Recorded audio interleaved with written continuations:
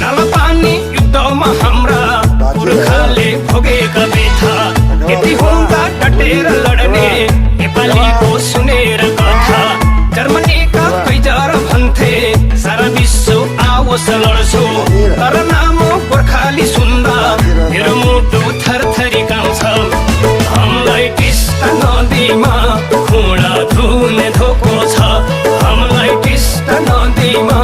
खुँडा धुने धोको छ